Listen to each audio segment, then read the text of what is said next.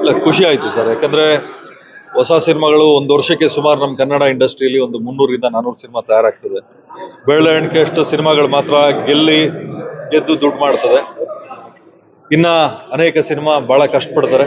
But ಕಾರಣಾಂತರಗಳಿಂದ ಯಾರ್ದೋ ಒಬ್ಬರು ಮಿಸ್ಟೇಕ್ ಇಂದ ಸ್ವಲ್ಪ ಸಿನಿಮಾಗಳು ಜನಗಳಿಗೆ ತಲುಪೋದ್ರಲ್ಲಿ ಸ್ವಲ್ಪ ಹಿನ್ನಡೆ ಆಗ್ತದೆ. ಬಟ್ ಯಾರು ಅಷ್ಟೇ ಪ್ರಯತ್ನ ಅಂತೂ ಮೊಟಕುಗೊಳಿಸಬಾರದು. ಪ್ರತಿಯೊಬ್ಬರು ಪ್ರಯತ್ನ ಪಡ್ತಾ ಇದ್ರೆ ಒಂದಲ್ಲ ಒಂದು ದಿವಸ ಸಿನಿಮಾ ರಂಗದಲ್ಲಿ ಒಂದು ಗುರುತನ್ನ ಮಾಡೋಕೆ ಒಂದು ಅವಕಾಶ ಸಿಗ್ತದೆ ಸರ್. ಬಹಳ ಖುಷಿ ಆಯ್ತು. ಆಮೇಲೆ ಪ್ರಮೋಷನಲ್ ಸಾಂಗ್ ನನಗೆ ತುಂಬಾ ಇಷ್ಟ ಆಯ್ತು. ಮತ್ತೆ ಇವತ್ತಿನ ಒಂದು ಸಿನಿಮಾ ಇದರಲ್ಲಿ ಅಲ್ಲಿ ಇದೊಂದು ಒಂದು ಪ್ರಯತ್ನ ಬೇಕಾಗಿತ್ತು. ಯಾಕಂದ್ರೆ ಸಿನಿಮಾ ಇನ್ನ ಶೂಟಿಂಗ್ ಹಂತದಲ್ಲಿ ಇದ್ರೂ ಕೂಡ ಪ್ರಮೋಷನಲ್ ಸಾಂಗ್ ಮಾಡಿ ಒಂದು ಬೆಂಚ್ ಮಾರ್ಕ್ ಕ್ರಿಯೇಟ್ ಮಾಡಿದ್ದಾರೆ. ಬಹಳ ಖುಷಿ ಆಯ್ತು ಸರ್. ನಿನ್ನೆ ಅಂದ್ರೆ ಅಪರ್ಣ ಅವರು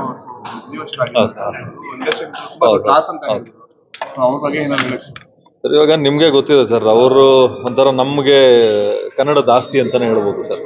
ಯಾಕಂದ್ರೆ ಅವ್ರದ್ದೊಂದು ಕಂಠ ಮತ್ತೆ ಅವರು ಮಾತಾಡ್ತಾ ಇದ್ದೊಂದು ಕನ್ನಡ ಭಾಷೆ ಪ್ರತಿಯೊಬ್ಬರಿಗೂ ಅದೊಂಥರ ಮರೆಯಕ್ ಆಗದೆ ಇರುವಂತದ್ದು. ಸೊ ಅವ್ರ ಆತ್ಮಕ್ಕೆ ಶಾಂತಿ ಸಿಗ್ಲಿ ಅಂತ ನಾನು ಕೇಳ್ಕೊತೀನಿ. ಯಾಕಂದ್ರೆ ಬಹಳ ಚಿಕ್ಕ ವಯಸ್ಸು.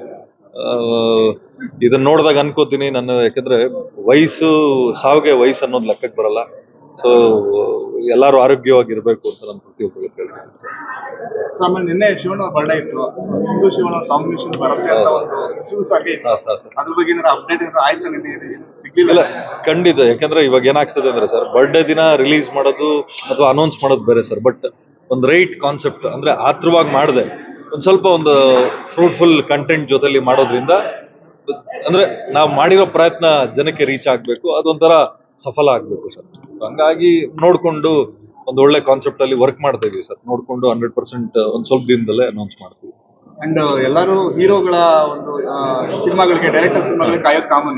ಬಟ್ ಉಮಾಪತಿ ಅವರ ಸಿನಿಮಾಗೆ ಕಾಯ್ತಾರೆ. ಪ್ರೊಡ್ಯೂಸರ್ ಒಬ್ಬರ ಸಿನಿಮಾ ಅಂತ ಯಾವಾಗ ಏನು ಯಾವ ತರ ಯಾರು ಹೀರೋ ಅಂತ ಇದೆಲ್ಲ ಕುತೂಹಲ ಇದೆ. ನೆಕ್ಸ್ಟ್ ಹೆಜ್ಜೆ ಸೊ ಯಾರ ಜೊತೆಗೆ ಬರ್ತಾ ಇದ್ದೀವಿ ಅಪ್ಡೇಟ್ ಕೊಡ್ಬೋದು ಸರ್. ಇವಾಗ ಒಂದಿಬ್ರು ಹೀರೋಗಳ ಜೊತೆಲಿ ಮಾತಾಡ್ತಾ ಇದೀವಿ ಸರ್. ನಾನು ಈಗಾಗ್ಲೇ ಹೇಳ್ದಂಗೆ ನಾವ್ ಯಾರಿಗಾದ್ರೂ ದುಡ್ಡು ಕೊಟ್ಟು ಕಮಿಟ್ ಆದಾಗ ಮಾತ್ರ ನಾವು ಅದನ್ನ ಅನೌನ್ಸ್ ಮಾಡ್ಕೋಬಹುದು. ಅದಕ್ಕೂ ಮುಂಚೆ ನಾವು ಅನೌನ್ಸ್ ಮಾಡೋದು ತಪ್ಪು ಅನ್ಕೋತೀನಿ.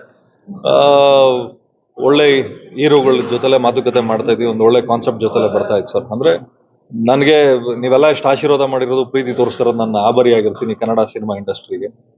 ಬಹಳ ಖುಷಿ ಆಗ್ತದೆ. ಯಾರು ಅಂತ ಇನ್ನು ಬಿಟ್ಕೊಡೋದು ಅಂತ ನೋಡ್ಕೊಂಡು ಇದು ಮಾಡೋಣ ಸರ್. ಫೈನಲಿ ಸರ್, ಒಂದು ಅಂದ್ರೆ ಬೆಳವಣಿಗೆ ಯಾವ ತರ ಬೆಳವಣಿಗೆ ನಮ್ಮಂತೂ ಗೊತ್ತಿಲ್ಲ.